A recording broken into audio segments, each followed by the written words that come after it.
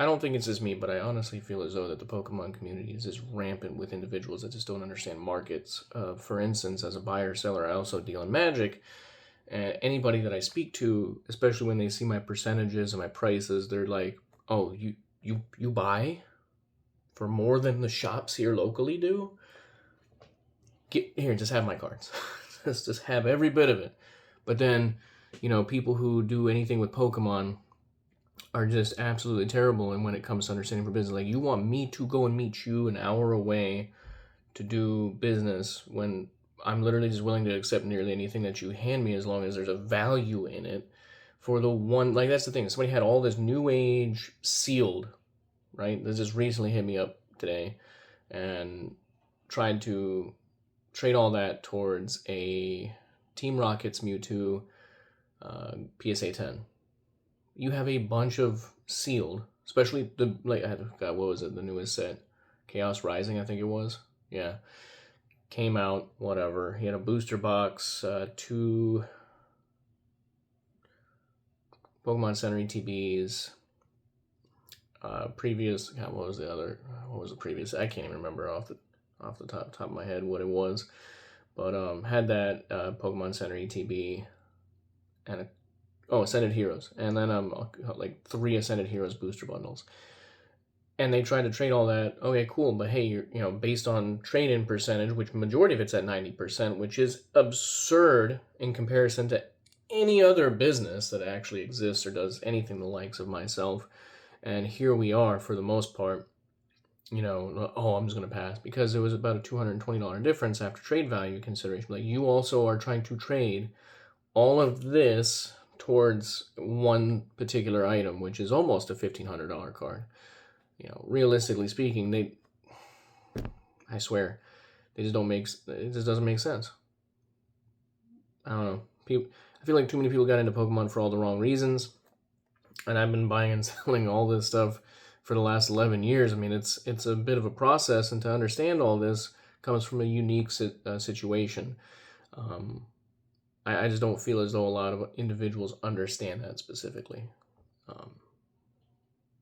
Yeah, I'm not going to go out of my way to trade for fair, for I guess what would be fair, but for equal value. That's a waste of my time. I don't want the junk that you just offered me because I just want it. I want it because I'm going to go ahead and turn around and resell it. And it's not like in my posts there's anything different. It's just, it's really hard to explain. Like, I literally post a very specific thing. I'll see if I can't like put it here or something like that. But it is the most blatant piece of like material in my post that is like, okay, I plan to buy or sell and all this other stuff. And it's a lot of times they just have utter disregard and like, I act surprised, like, oh my god, you take trades in a percentage? Be like, yes, because I'm not going to go travel an hour out of my way or try and coordinate something to meet up with you just because I want whatever the very first bit of stuff that you offer me. Like, I don't do that. I look at the value based on whatever it is that you want to trade in, and then, hey, I have this item. That's how that works. That's how business works. And I feel as though a lot of people tend to just not understand that. Like, you're not going to get a lot of stuff that you want if you're not willing to pay to play. And I've had plenty of videos, I've had plenty of conversations like this, and this is just something that is still astounds me to this day. So if for some reason you're in the Pokemon community and you don't understand that any amount of business you have to pay to play or to do something to get the stuff that you want, chances are you probably paid whatever lower value for all that stuff anyway when it came to the Pokemon Center ETBs, when it came to the booster box, because it's obviously over market or over MSRP. So realistically, you start looking at those price points, you're probably still making money on a thing that you're already getting in theory cheaper. Even at my, I think the least percentage trading I gave him was for stuff that it was under $100, and that was still 80%. And that was for the 3 booster bundles. Everything else pretty much was at a 90% trade-in. And they're like, no, I think I'll pass. Like, okay, that's sure. To each their own. I'm here to do business. I'm not here to just get my time wasted. But I will entertain the offers, to say the least. So No, whatever. I'm telling you, to this day, I still feel as though the Pokemon community, when it comes down to buying, selling, trading, is the most toxic community. Magic, on the other hand, booming. Like they are just like they hear any percentage above 50 or 60%, they're like, I want that. I will sell you my duel, my revised duel, for 80%. I will sell it. I will trade it for 90. You know, regardless of the situation, a lot of people just don't understand that in the Pokemon community. They're just like, oh, there's money in this. But yes, there is, absolutely, 100%. And that's just the reality of it. Is like, what are you going to sit on? Who are you going to sell it to? And I think a lot of them eventually hit that wall where it's like, how many people are actually walking around, one, with the cash in their pocket to be able to spend on that, right? Like that actual money. Like, let's just say in theory they have this amount of money, but then on the second hand, right? How many of these individuals are actually walking around specifically with the money in pocket or available to them to spend on that particular product? They're looking for that thing specifically. People like me hold out because this is the thing. Like, once you have more larger inventory and people understand what it is that you do, then you have more of a foothold in the market to be able to just sit on product until it sells or trades and so on and so forth, and then you continue the process. But too many people just don't understand that, and are just absolutely lazy in their posts, and make their friggin' thing, oh, everything's for sale in market. Like, no, I was also a firm believer for a period of time that you can't put a price on things because the market consistently moves. But I will tell you, I have made more sales off of honoring my price when somebody hits me up and stating, hey, if you want it, and say it's higher, I will keep it at this price point. But if you don't buy it, I will push up the price. But if it's lower, I will lower it down to what it is, just so that way we can make a deal.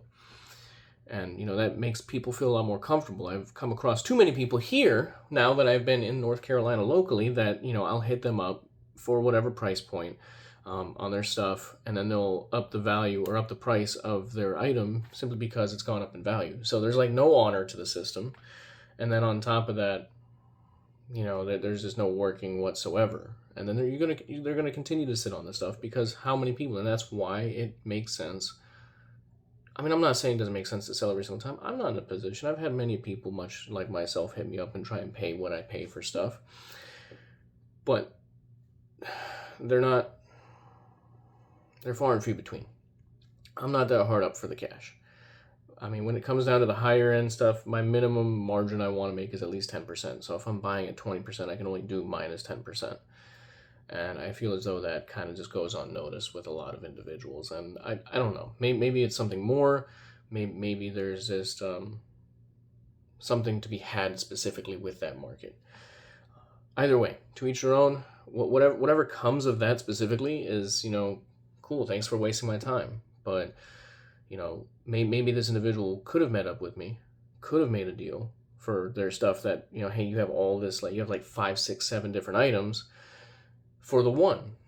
And, coming from somebody who's also a Magic player, there's been so many times where it's made sense for me to trade in multitudes of items just to get the one item I want. And that's just how business works. Sometimes you have just a lot of stuff. Like, for instance, when I initially got out the second time from buying and selling, I traded into the Mana Vault back in Wisconsin, and I wanted some specific cards, and a Beta Underground Sea was one of them. And nowadays they're going for, like, basically, in the current condition, I'd say 5,000 to 6,000.